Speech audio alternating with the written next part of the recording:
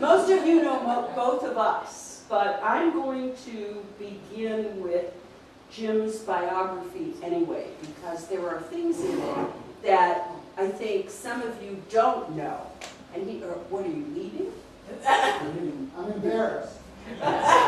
All right, and I'm going to read it because God forbid I should get it wrong. A native Missourian, Jim Wilson attended Missouri University before graduating with honors with a Bachelor of Fine Arts from the Kansas City Art Institute, where his son is now attending. While in Kansas City, he was awarded a full fellowship to the Yale University Summer School of Music and Art. He served in the U.S. Army during the Vietnam era, after which he spent a summer in Wilberforce, Ohio in a Black Studies program. You're going to have to explain that later. He received a teaching fellowship to the graduate program at Boston University, where he later received an MFA degree in graduate painting. While there, he received the President's Drawing Award and was voted by the faculty as the outstanding graduate painter for 2 consecutive years. While in graduate school, Jim helped start the Bowery Gallery in New York City, where he also exhibited for several years. Helen Frumkin selected him to exhibit in a portrait show in his gallery. He also had one-man exhibitions in the Aaron Berman Gallery and was in many reviewed group exhibitions in such renowned galleries as the Phyllis Kind Gallery, the Blue Mountain Gallery, and the Munson Center for the Creative Arts. He also helped start the Artist's Choice Museum and curated the largest exhibition of living figurative artists, 156 artists in 11 galleries. His work has been reviewed in the New York Times, Arts Magazine, the Philadelphia Inquirer, and other publications. In 1990, Jim took a 6-month vacation to Alamos, Mexico. In Mexico, his work moved from the explosive competitiveness of New York art to paintings that were involved with an intimate love of the human condition. He stayed in Mexico for 10 years, married, and now has 2 children. In 2000, Jim and Lourdes moved to Missouri to educate their children in a first world nation. Presently, Jim heads the art department at Mineral Area College and has served as an instructor and mentor to many of us in this room and elsewhere in the community. Yes, yes.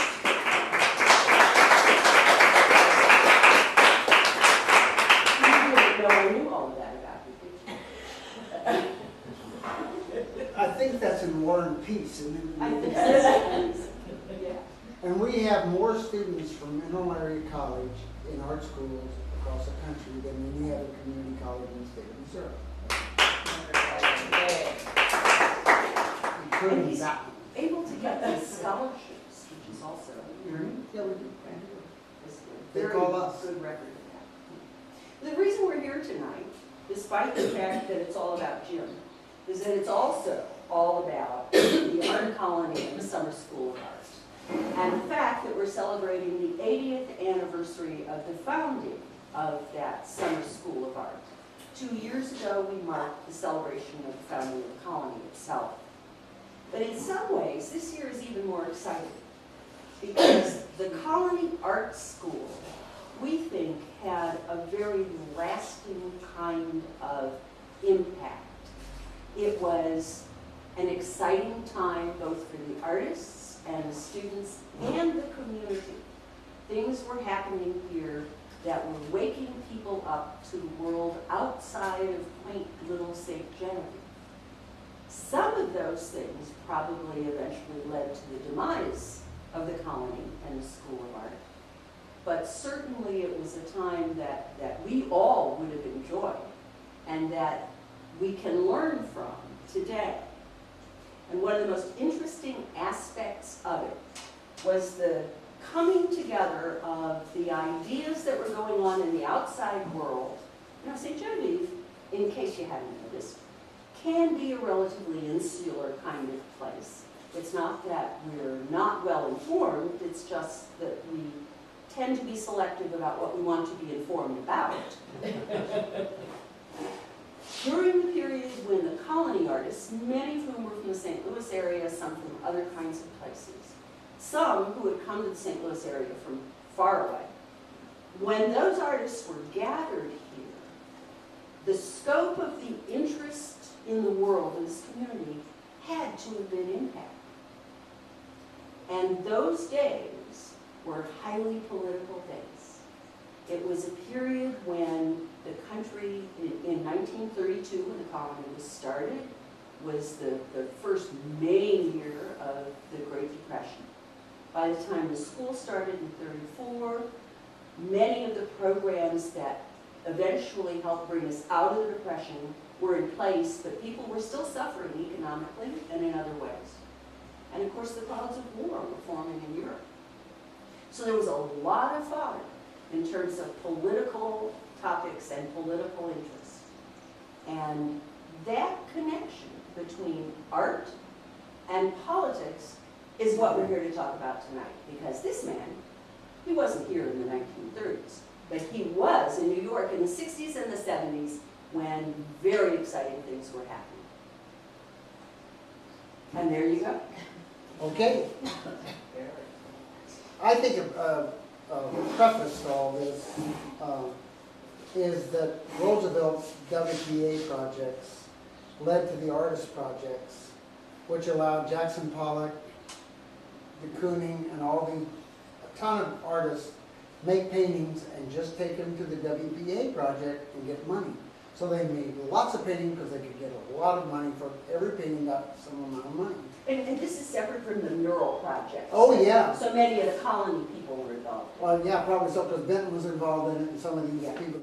So they did, and then because there were so many paintings being done, the whole idea from the wars and then after the war was that the abstract expressionists and those people wanted to find a way to talk about the myths of the world that they live in without doing social realism. There was a kind of repulsion of the social realism even that we saw here because they couldn't talk about their mythic ideas, their ideas of purity, of ideas of coming out of modernism from Europe where, you know, the idea of seeing everything as a whole, that everything is equal, that there's no difference between one thing and another thing in a painting a la Cézanne would lead you into this world of painting where it is just paint and it is just beauty. And so hoping that they would strive to pick up people's interest and have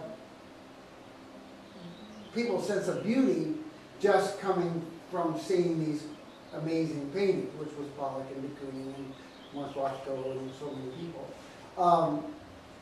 But so, like when I meet Tea Partiers or people that I know in Farmington that are very much against what's going on right now, and they go on about how Roosevelt didn't work. Roosevelt did work, you know, because out of that came all of these galleries, Peggy Guggenheim, the Martha Jackson Gallery, all these galleries that were paying artists stipends because they were making art on a current, fast product line basis. They were living in apartments in Greenwich Village, but they were making a lot of art, and it was good art. And so that coupled with the idea that basically the Jewish community in New York and the WASPy community joined up, and they wanted to make New York the center of the art world, no more Paris. So there were these parties that my friends got to go to that were all about creating artwork in New York City. And since there were only like 400 artists in New York, anyway, young artists about, you know, that were 25 and 30 got to go to these, you know, conclaves of conversation and creating of art discussion. And out of that, then came the old club, which was Helen Frankenthaler and all these people, and they discussed the language of art, and out of that group came the language that people could speak in the words and what they meant. You know? And it was fairly autocratic. I mean, they all knew each other and so forth. And then, you know, came Clement Greenberg, who was a lover of Helen Frankenthaler, and he wrote his book, and then out of that came the whole idea of color field painting, pop art, and other kinds of art forms. I'm skipping through a lot of stuff. But and I'm going to slow you down and pull you back a little bit. No, let's go on. Let's go on. Let's get out of the Because I want you to talk a little bit about the 60s. Well, I'm going to do that's ahead. We're not even into the 60s. I'm still in the 50s. Okay, all right.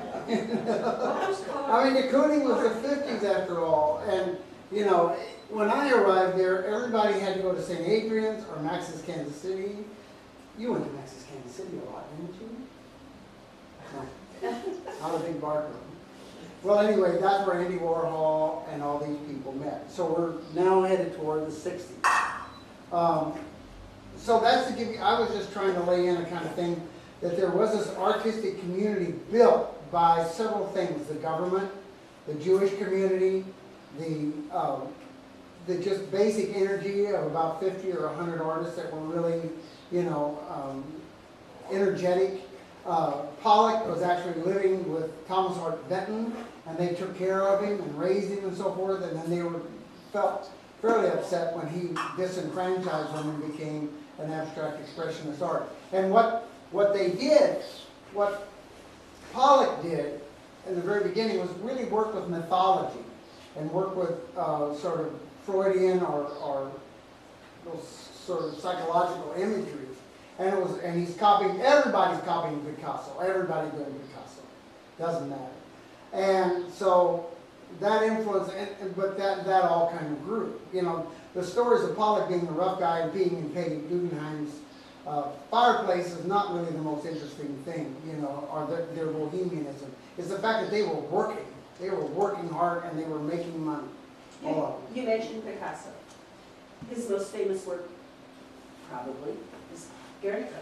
Guernica, but I also like Night Fishing in Antibes. Okay. Other paintings that he made that were, Guernica was made for the Spanish Pavilion for the World's Fair, and he was set up for 6 months to make the thing.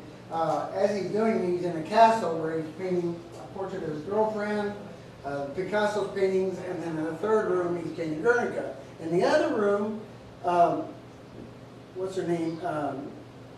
Huh? Who? His girlfriend, his wife. She married the polio doctor. No. Anyway, so all of Baudelaire and all these guys are out there talking, all these poets, while all this hoopla is going on, you know. And so he's painting about Guernica, in which Hitler had commissioned the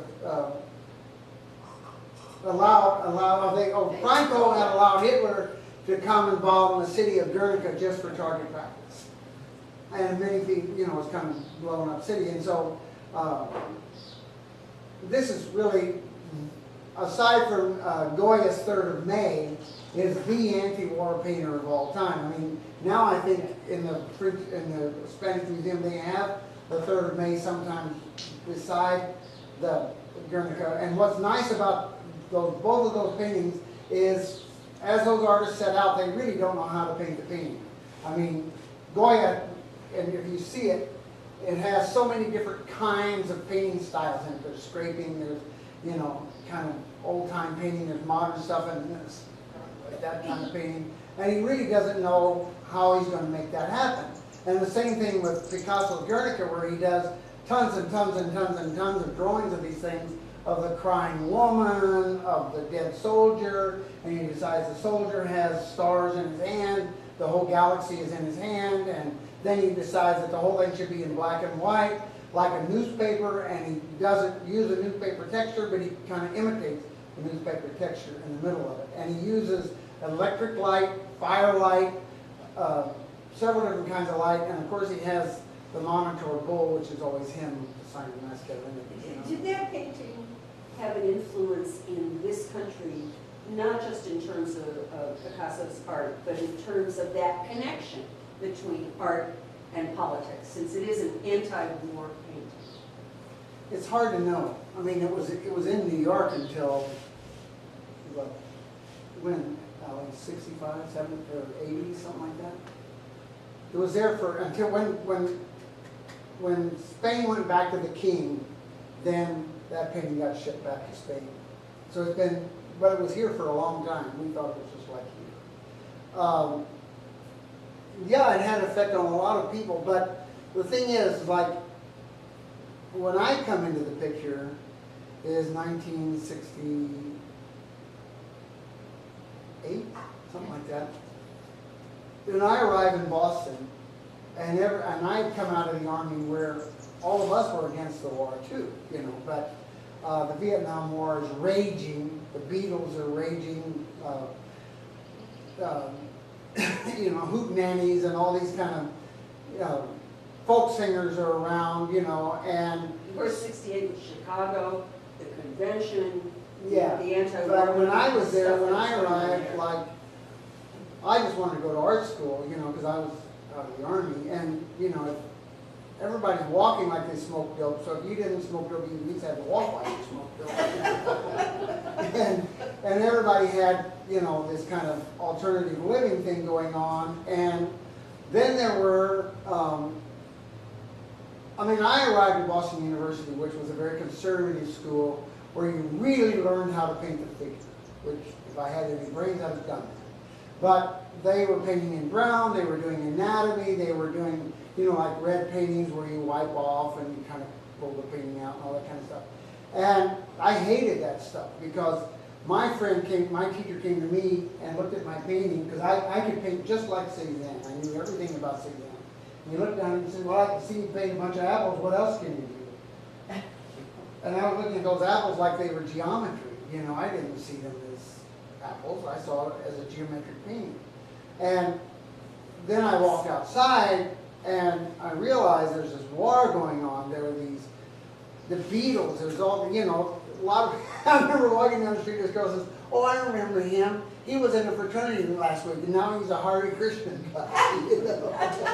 And so all these mad things were happening around, and I'm in there painting a still life, and so I couldn't do that anymore, you know. So I had to relearn how to paint. And one thing that was very different from the social realists of the 40s and 50s and these people here, the colony, okay, I don't know. Anyway, there are lots of weird places that are called a colony.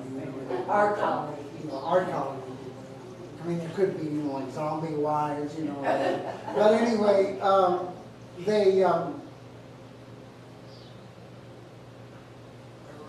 it was, where was I? It was different.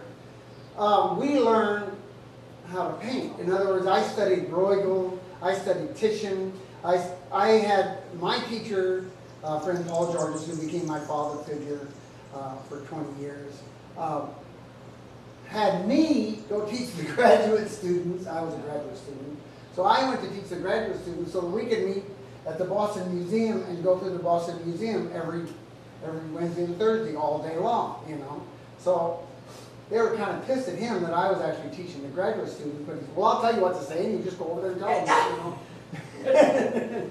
And so I did, and but it was an amazing opening of my mind of just going through the museum and playing with all the paintings, you know, sitting there, well, these hands are coming up here, those could be wings.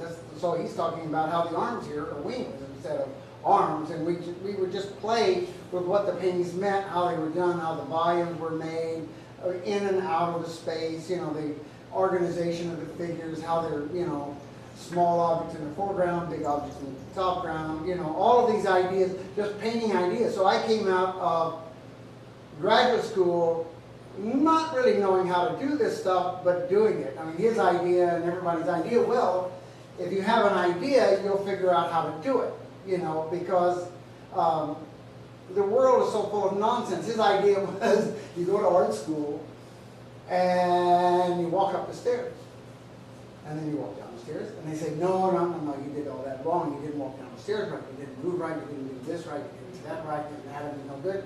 And so 4 years later, you know, you've gone through the art school and you learned all the anatomy, you learned how to make color, you learned how to shade, and you walk down the stairs, and then they say that's fine. But all you know is how to walk down the stairs.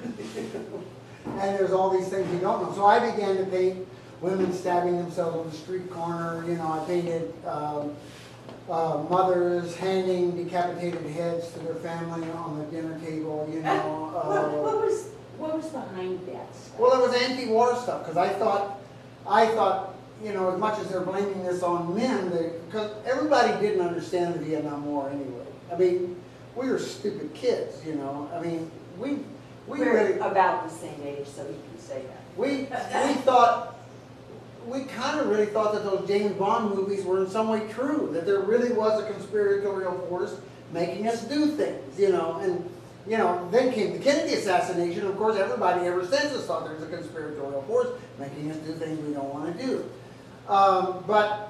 So we believed that, and so I began painting things about that. I painted the Kennedy assassination. I painted a guy pinching a girl on the street corner, and I called it Quick Love, and that really pissed off everybody. Not the feminists, the teachers. You know, it was not good. The feminists didn't care. I mean, it was not, you know, that wasn't really a big thing at that moment. But then I left and I went to New York. And Wait, let me stop you. Were other people doing the same thing? Oh, yeah, there was this responding in the same way? yeah, I mean, my friend Steve was doing urban renewal with a, you know, Caterpillar, tearing down houses and people making a new world. And then, you know, there was my black friend who was a judge's son who went out and decided he had to be a new black militant, so he took karate and broke his hands. and then when his hands got well, he started painting Egyptian people, black stories with black Egyptians and so forth. And they were all very pertinent. I mean, I hate to tell you some of the things my friend said to him and to them. I mean, he would really, I can't say what he said, but he would break things open, and the kid would be really mad at what he said, you know, because Paul was really offensive. But what he said was true. Okay, you can transfer it. But you ought to be painting a big flat black guy in front of a Cadillac instead of what you're painting. And so, you know, the guy thought, well, that's offensive, but really probably that's true. I probably should be painting that. So other kids kind of took off in that direction. Most of them remained academic, you understand. So three things are going on. One is a response to the conditions of the society. That would be what's going on is the civil rights movement, the war is going on, feminism is beginning to become a force. Yeah, and a kind of sense of lack of equality. I mean, people becoming more concerned about the underclass. That's about when the term the underclass comes along. Yeah, I mean, well, we have the whole anti-war movement where, you know, like I go to the Boston Commons, come on down to the Commons, Jim, we got to go down to the Commons. Why? Well, there's a peace rally, you know, so we go down to the Commons, and there's this huge amount of people, and now we're going to have the one senator that's in favor of the war, George McGovern. And there's George McGovern speaking, and surrounding the Commons are these 3 rows of buses filled with Boston policemen. You know? I think it's time to go home. You know? And we did that in Harvard Square. We did that everywhere with the CIA watching and all this kind of stuff. That even happened in Kirkwood, I want you to know. Okay. So it did. I went to New York, and I had been a member of this gallery and showing in New York the whole time. And so I was asked, there was this figurative alliance meeting, and I went. And that was where all these kind of malcreants artists went, and to talk about whatever they wanted to talk about in art. And so then I was asked, somebody said, you want to be in a gallery? And so I was one of the original members to start the Prince Street Gallery. And then the next week they said, well, you want to be a part of the Bowery Gallery? So I jumped to the Bowery Gallery and helped start that. And then, you know, I became one of the leaders in the Figurative Alliance, which met every week at this Jewish Community Center, where all these famous, now famous figurative artists and all these sort of not famous artists met every week and debated, had fist fights, knife fights.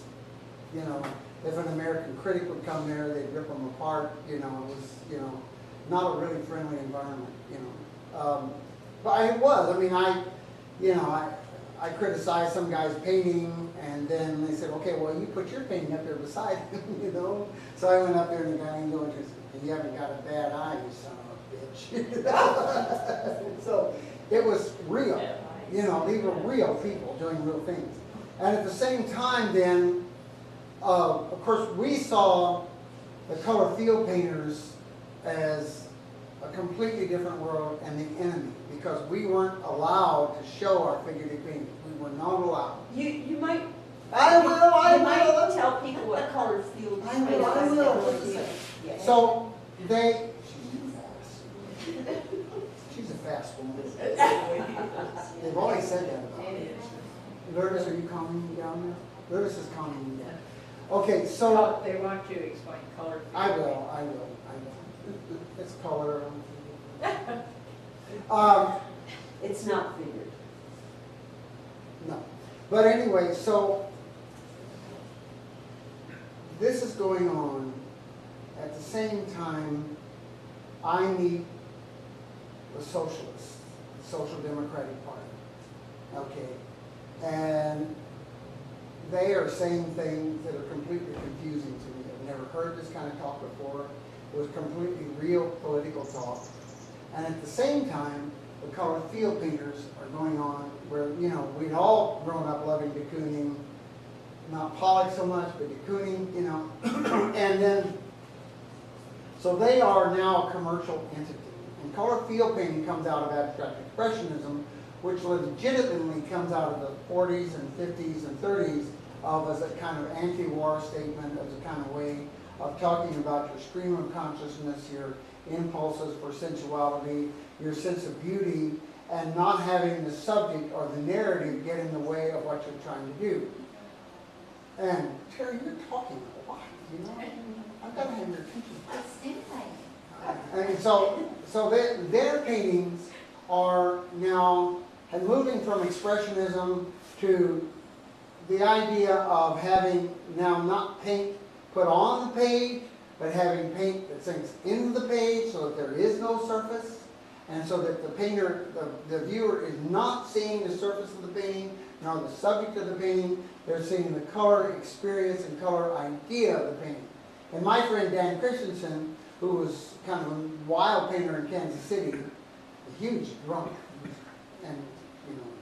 But anyway, he was in that group, and he was one of these painters that was waiting for the word from Clement Greenberg. Clement Greenberg, like I said, was art critic for the Village Vanguard, and he wrote a book. But then he's hooked up with Helen Frankenthaler, who is this great painter, but also happens to be the daughter of a Supreme Court judge. And so there's money there, and there's good art, and so he's connected, and he's telling everybody what to do. And people are lined up at parties to see Clement Greenberg, he lined it, and, to be able to have a conversation with Clement to those people is just great. My friend Stanley was that kind of painter, and a good one. He painted with a mop, But the word for them was to, kind of like what Cézanne is saying, nothing is important as anything else. Everything is equally as important as everything else. And then, maybe if we take the subject out of the painting, that the colors and shapes tell more about ourselves and the world than the narrative might tell. So does this fly? In terms of a world in which people are identifying specific problems and trying to figure out how to solve them, and they're head on against other people who have other ideas or who don't want to recognize that they're problems, does this style of painting grab people? Does it accomplish what they want to accomplish? Well, it grabs, it's one of the arguments against socialism, poor people don't buy paintings. Democrats don't buy paintings, So yeah, it grabbed the rich, it grabbed the Gowers, it's still there. If you're not painting big shapes, big wild shapes in the painting, then no, you're not going to get attention. It has to be that you're painting in big flat colors, even if you're doing a figurative painting, but it still has got to be big, flat colors that fit on the wall, that people are glad to have on the wall. So if I have a huge, massive apartment in New York, and I get a genuinely good painter, not a Walmart type guy, and I get, this huge flat splurge with, and if you see them in the movies, those things that they pick in the movie, they're great paintings. Mm-hmm. They're interesting. And then you buy the furniture to match. Well, no, I don't know. I think the real painters are honest to God good painters, Okay, so while all this is going on, is there something else happening also? Yeah, there's a kind of, at the same time, there's this humanist revolution going on that embodied many parts.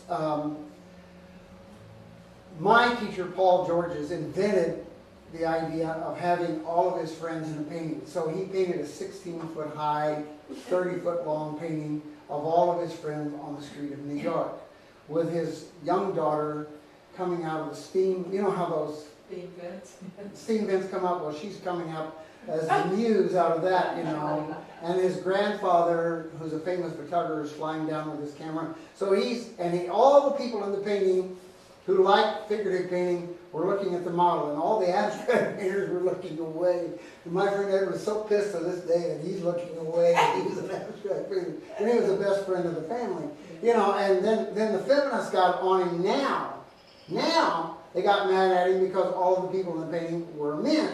But all his friends were men. They weren't, you know, I mean, Alice Neal was not one of his friends, you know. And so it gets to be very different. And so on Facebook, I write, you know, they say this, and I said, all this huge painting this guy did, and he got creamed for, he got a whole page bad review in the New York Times for that painting, you know.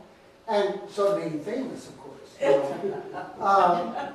And then he did other paintings, you know, like really stupid ones of, you know, a pig and a soldier making love in the sky. You know. And then he did, you know, his daughter, you know, he's holding her back like that Kent State girl was holding, you know, he made that pose and turned it into, then Agnew and Nixon are over there with blood on their hands. And there's big soldiers. So there's all this anti-war stuff that he did. Blatantly political art. Blatantly political. The guy was wonderful in his blatancy. It's like he never read a book in his life. I mean, his wife would tell him mythological stories, you know, and anything, because she was brilliant. He did that, and he did portraits, and then he did Long Island, and he did all these things that got him in trouble. And then there were other people then around who were picking it up and painting. I was busy studying Titian and Goya and all that kind of stuff. So I began to paint like bums on the street a lot. Because they were organic, and they were actually what I saw. So it was very hard for me to paint anti-war paintings exactly, because I had met the socialists, so I learned from them that I didn't really know anything about the Kennedy assassination, and I didn't really know anything about politics. And they tore me up pretty badly, but it did affect me, because from there, when I met them, I went into the Social Democratic Club, and I read my Marx book, you know, as much as that would mean. The little red Chairman Mao, too, probably. No, I didn't read Chairman Mao. I wasn't any good at the Marx book, so, you know, I could have been reading the Marx Brothers for a while, you know. But anyway, I read them, and so I went to these meetings where, you know, Bayard Rustin, and then all the ministers that were friends with Martin Luther King, and, you know, other great political reformers, you know. And I learned about them. I met Max Shachtman, who was Trotsky's secretary. And then I met Michael Harrington. And talked to him. And then on Sundays... For those of you who don't remember... He wrote The Other World. The Other America. Other America. The Other America, which most of us read back in the 60s, probably. It was all about the people that were unseen in American politics. And his book changed Lyndon Johnson and John Kennedy. From his book comes The War on Poverty. Without him, there is that whole thing that Lyndon Johnson took up didn't happen. So there was You said unseen, and I love that, because it seems to me that up until that point, and these folks that you were talking about, you were painting bums, but people were not depicting, except during the Depression, when there was some great art, and that's the same guys that were down here, okay? There was this big period when people were not depicting those who can't have enough money to buy food, much less paintings. Yes.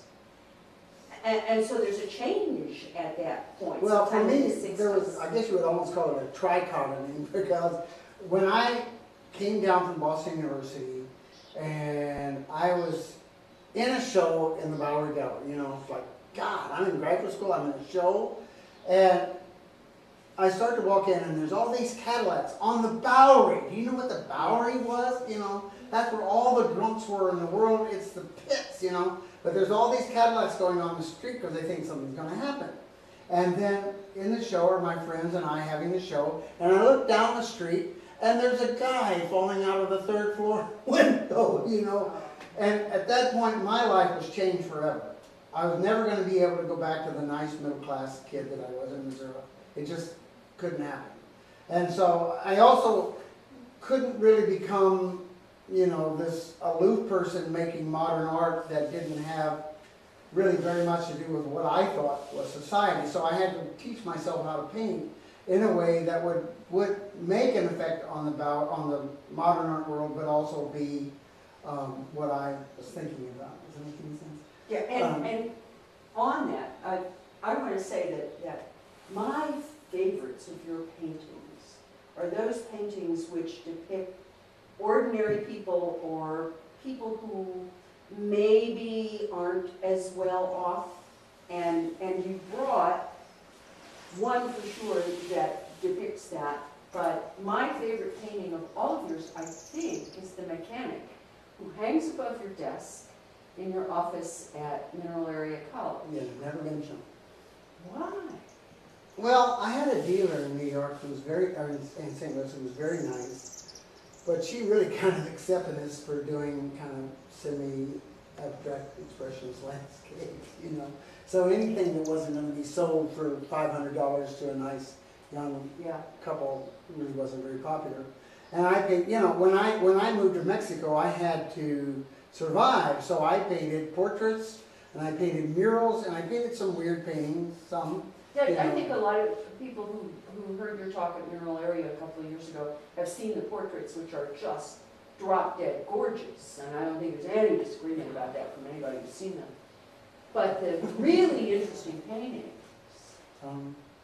are like that one that hangs in your office, because they do reflect, not the Bowery, but they do reflect a part of life that most people don't see.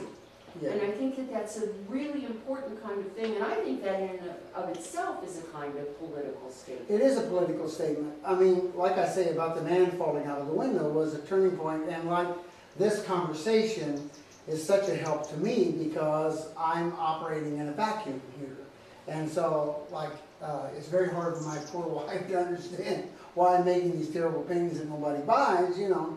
And so, you know, why aren't I painting girls with umbrellas running around in the lawn? Would be much, you know, she would like that a lot better, and I don't blame her.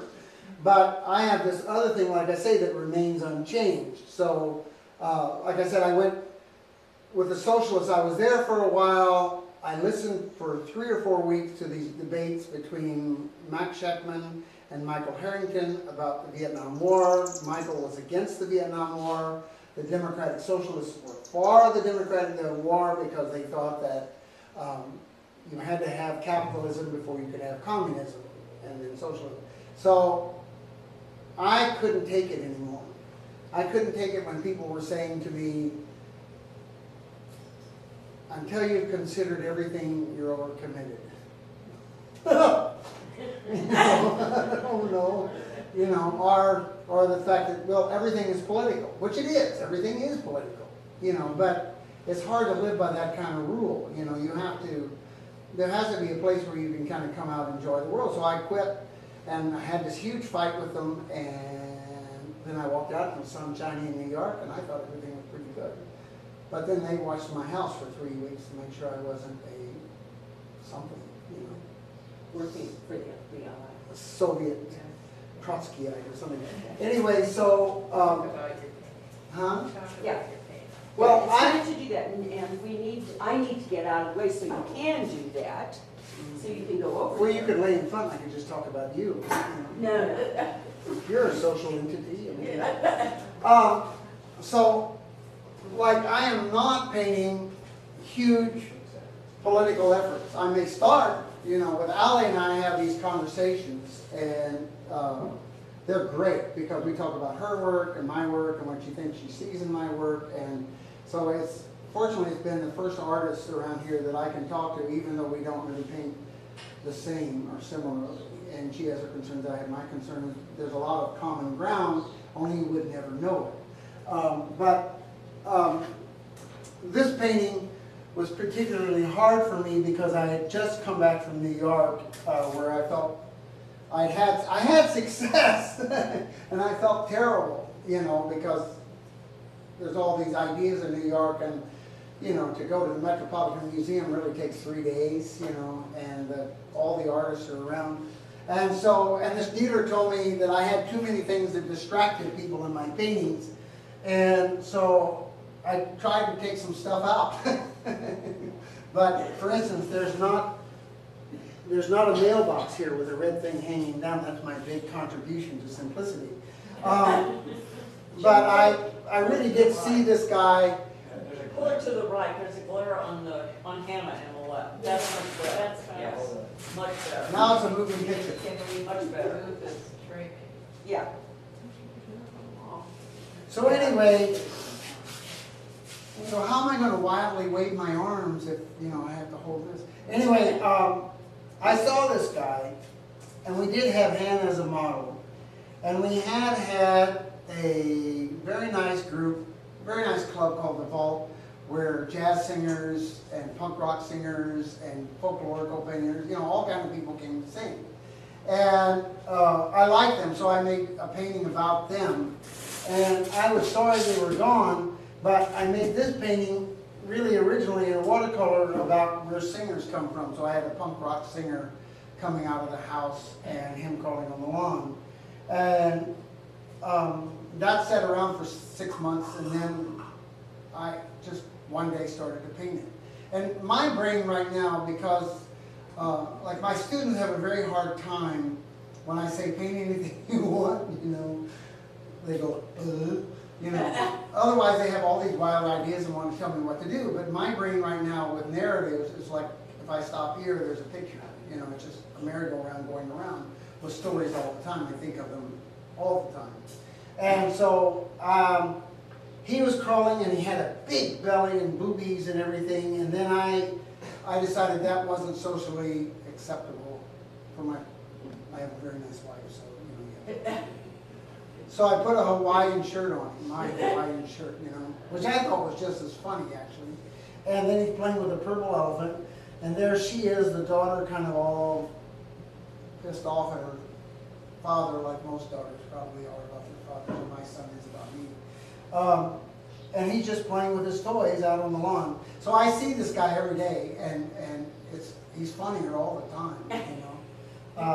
But I like, it's kind of like, when I got into this, I thought, oh, I remember, I like crap.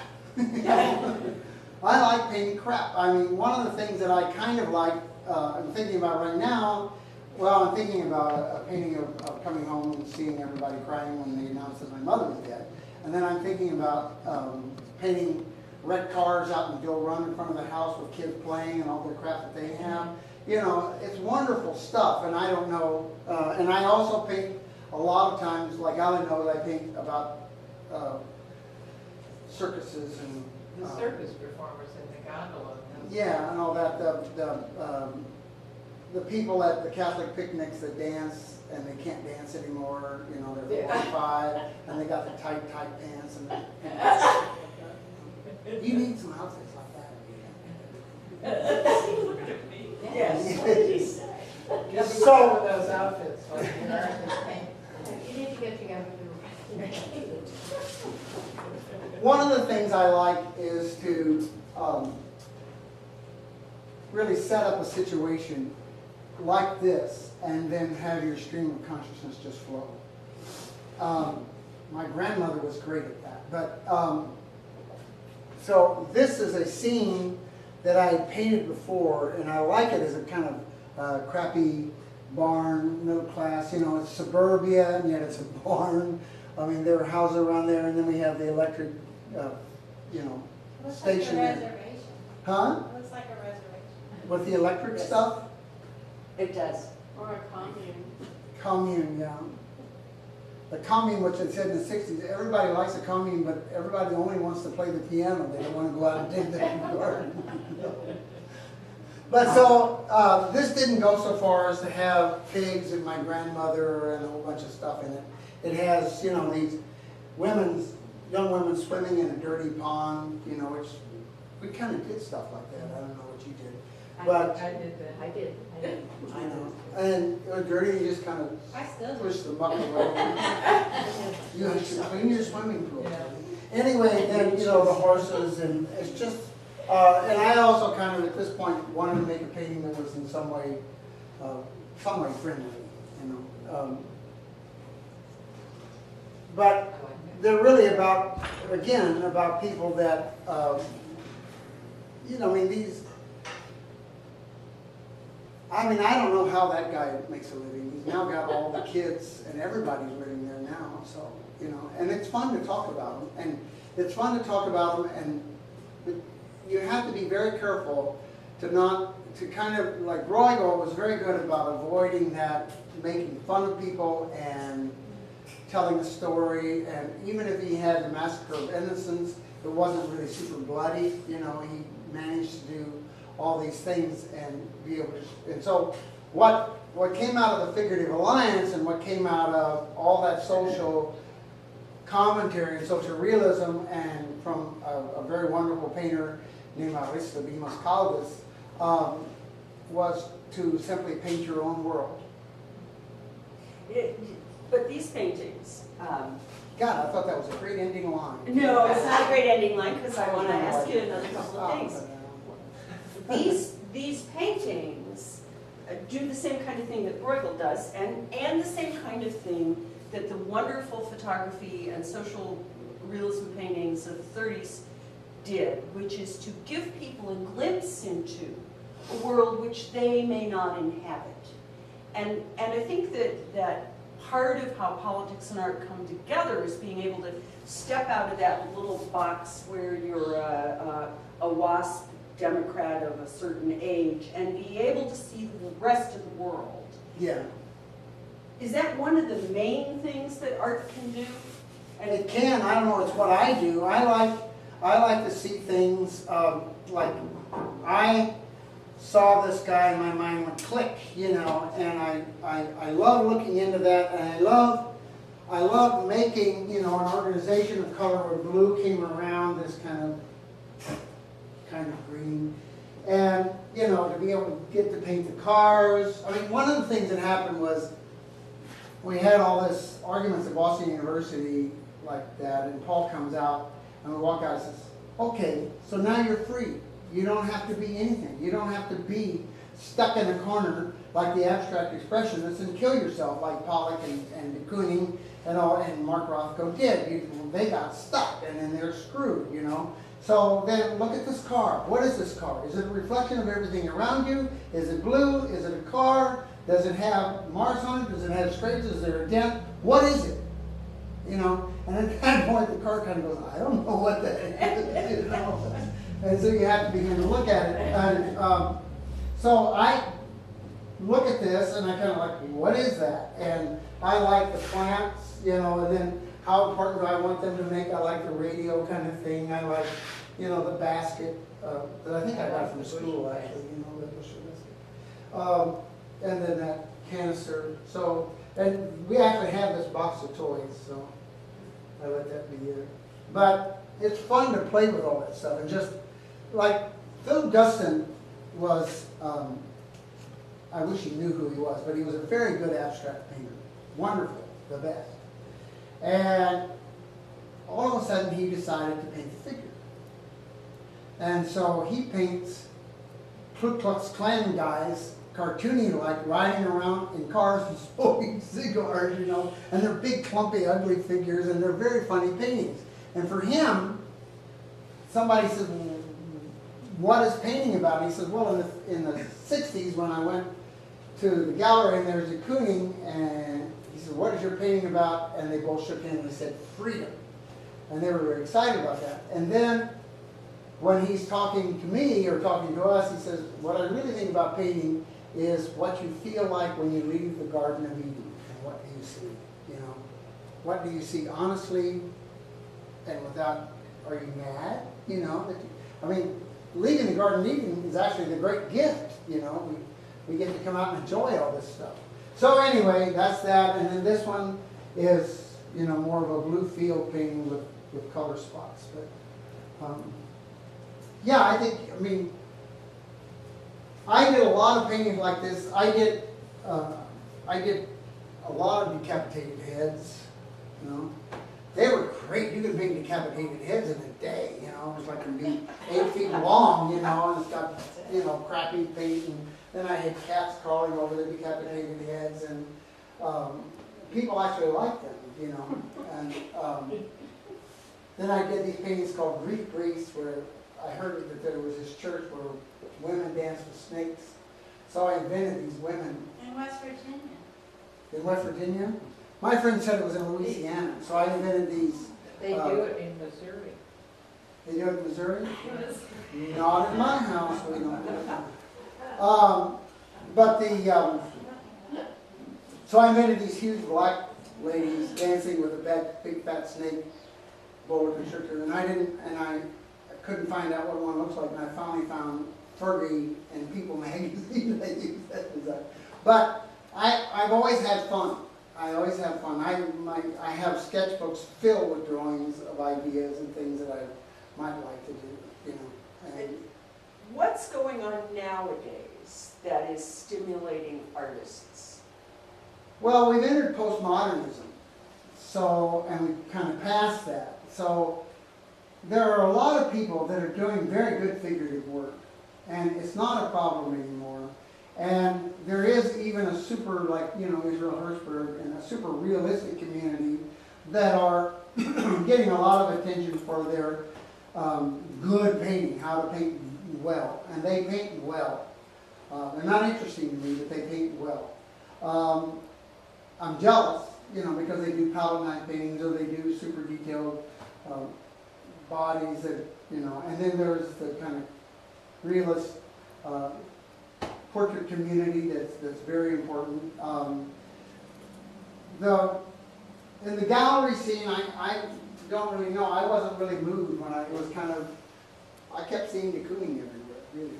Is there any major political force in the world today, any major issue that artists should be addressing? Well, I imagine, I mean, Sukkot and other people are addressing, you know, the really depressing side. I mean, Peter Saul is always addressing the Vietnam War, or anti-Reagan or anti-Obama now, you know, and there are people that are really getting to that. You showed us an artist who went to Japan, I think?